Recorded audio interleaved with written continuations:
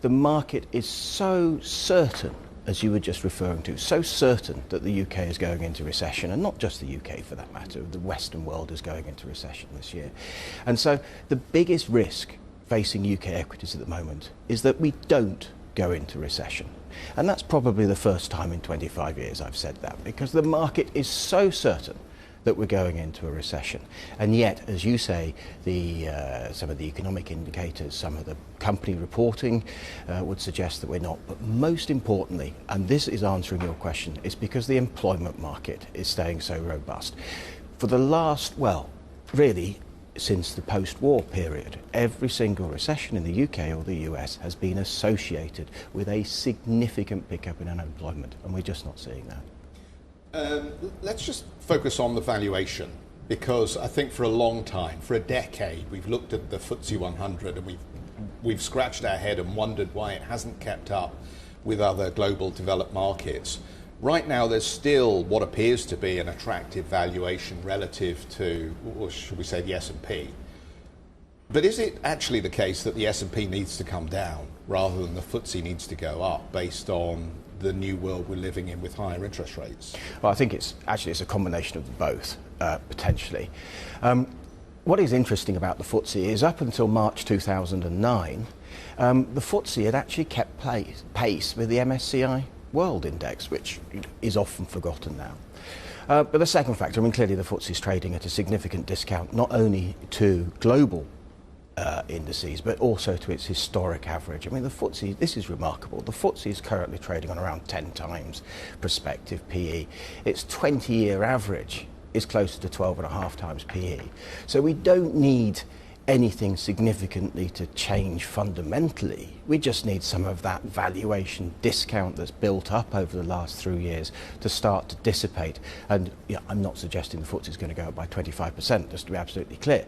But the idea that there is a potential re-rating of the FTSE, I think, is quite clear and is quite possible. And the flip side of that is, of course, the risk to the S&P, particularly if interest rates are higher for longer. It hasn't gone away. And I would just make one further point on the FTSE. The FTSE does get a lot of bad press and perhaps some justification given its composition. But here's another stat for you. If the FTSE paid away the yield the same as the MSCI World, then the FTSE now would be trading well over 9,000 points.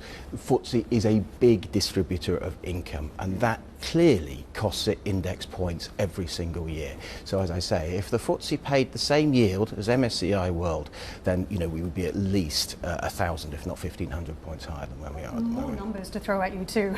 We're about 2% off the all-time high in the FTSE, which makes me nervous and makes me wonder whether we think the bulk of gains, recovery gains, have already been had if we're only 2% off the all-time high, and other major indices are already discounted to your point of whether it travels lower. Because it's not factoring in the growth of the companies as the constituents. Yeah, but still, if you look at what other major indices are doing, they're all well and truly off their all-time highs. It's only some of the companies and the value of those companies within it, isn't it? If you see what I mean? I used to get hung up on that, and then I got schooled by people like Harnett and that. But it matters. It matters if you look at how the index has traded over the last 10 years. I know what you mean. It does seem to be a psychological level that they can't get over. But then the competing force is that you've seen money deployed to UK funds in recent weeks. What is the largest 2-week sum of money into UK stock funds since June. So fund managers are clearly looking at the UK market again. How far can the market be carried along thanks to that momentum story? Oh, I think you touch on a couple of very interesting points there.